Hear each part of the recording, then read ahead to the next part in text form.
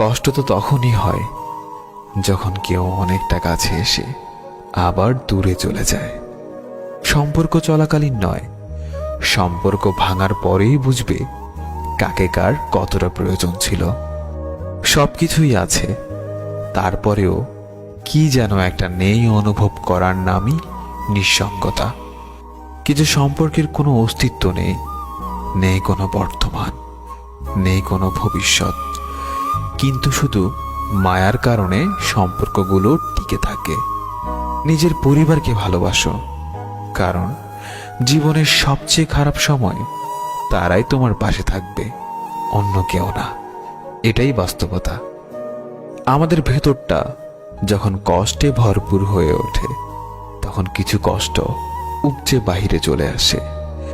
আমরা তার নাম দিয়েছি অশ্রু। এই অশ্রুই হলো আমাদের ভেতরের অতিরিক্ত কষ্ট। তুমি তো সেই কবিতা যা প্রতিদিন ভাবি কিন্তু লিখতে পারি না। তুমি তো সেই ছবি যা কল্পনা করি কিন্তু আঁকতে পারি না।